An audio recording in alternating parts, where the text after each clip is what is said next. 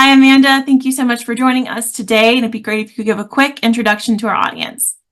Sure. Thanks so much for the intro. Hello, everybody. And first, I just want to acknowledge the very powerful words of Dr. Edwards and then ask for sympathy because it is very difficult to follow that. I do not have anything like that expertise or authority. So thank you, Dr. Edwards, for that talk. But I'm Amanda, and I'm here to chat about some current developments working on at Stanford Medicine and answer a few questions. I am the Director of Industry Partnerships for Stanford Medicine, comprising the School of Medicine and then 3 hospitals: Stanford Adult Children's, Lucille Packard Children's Hospital, and Tri-Valley Community Hospital in Pleasanton. My role is to create a centralized hub to intake proposals from external tech partners, be that a small startup all the way up to the big tech companies, to co-create solutions that serve existing priorities at the hospital. So care quality, care safety, service to patients, and efficiency of care. So we're just starting that program. It's new at Stanford. They hired me to try to figure it out.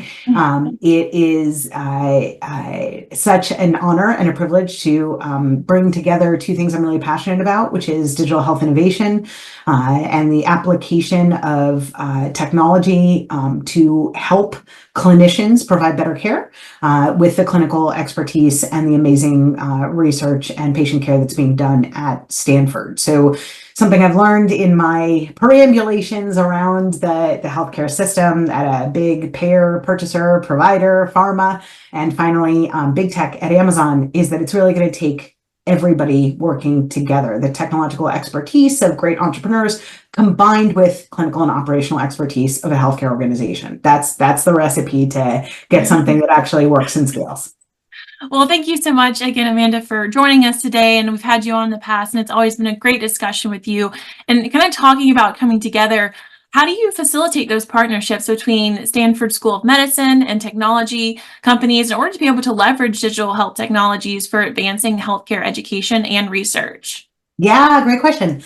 So I think one of the big advantages that I don't take for granted is, of course, Stanford is down in Palo Alto. We're right here in Silicon Valley. We would hope to be the first sort of port of call for the VCs on Sand Hill Road and all of the startups that they're funding, that they would come to us with their ideas. We can't accommodate all of them, but hopefully we would be sort of like the home ground health system or at least academic center for experimentation.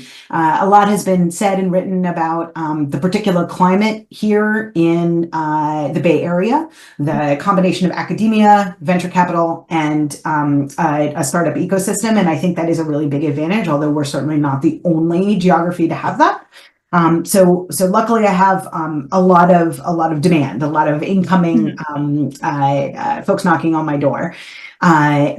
What makes a good partnership for us is really sort of aligning all of the different interests and definitions of value. So we're looking for things that serve existing priorities at the hospital, right? Like nobody's going to care about Amanda's exciting partnership or innovation if it isn't in service of an existing goal, if it's not addressing not only a problem that actually exists, but a problem that is owned by someone and is keeping that person up at night, right? There are a ton of problems in healthcare delivery that we could focus on and work on. I wish we could. But what gets done in human organizations is problems that have been identified as problems, and somebody is specifically accountable for solving that problem. So that's what I work backwards from. I try to find companies that can bring to me sort of deep obsession with that problem. If you just take patient falls, for example, they have been studying patient falls. They are really inspired to do something about it. They've examined all the causes. They've explored a bunch of different potential solutions, and they put something together that really makes sense. And now they want us to help them with clinical workflow, how this operates in practice, what different patients need to prevent patient falls, what is the role played by nursing staffing, like all of those pieces together. And then we need a VC who is willing to fund the company, understand the value of having Stanford as a partner, and be patient enough to fund us through a pilot to collect sufficient data, one of the things that I'm really passionate about is baking into the pilot agreement exactly what the specified terms for a larger commercial deployment is, right? There are way too many pilots happening that never go anywhere. Let's be really upfront with ourselves about what we're going to measure, what we determine is successful, and what those commercial terms will be, so that once we do the pilot, we know exactly how we're going to evaluate it and how we're going to move forward. So that's one of the things I've learned for doing this for a long time. And then, not everything works, or sometimes we try it in one hospital and we're like, you know what, this is a better fit for the community center. Or, we tried this in vascular, but maybe this would make much more sense in oncology. So being willing to be flexible about what makes sense, I think, is also really helpful. And then we're also looking for folks that can be in with us for the long haul. What I do think is interesting is that given the current proposals and ideas that I'm looking at, there's not a huge there is a difference in resources and sustainability, but there's not a huge difference in sort of the quality of the idea from a relatively new startup or an entrepreneur and one of the big tech companies. Everybody's new to healthcare and the industry and the business. And even though the resources of a big tech company might be much broader, it's still down to that level of personal passion for solving the problem. And it's not like the Amazons and the Microsofts and the Facebooks and the Googles have a lock on that. Any entrepreneur who really cares about an issue enough to roll up their sleeves and dive deep is going to bring something to the table. So I just want to put that out there for any entrepreneurs who fear that the big tech companies are beating them to the punch. Not so. Well, I love how you also addressed about how needing to address the existing solutions. I think that's super crucial. Instead of trying to look towards the future sometimes and think of what may be an issue in the future, it's kind of better to focus on the now and the existing, issues and try and solve a solution for that first.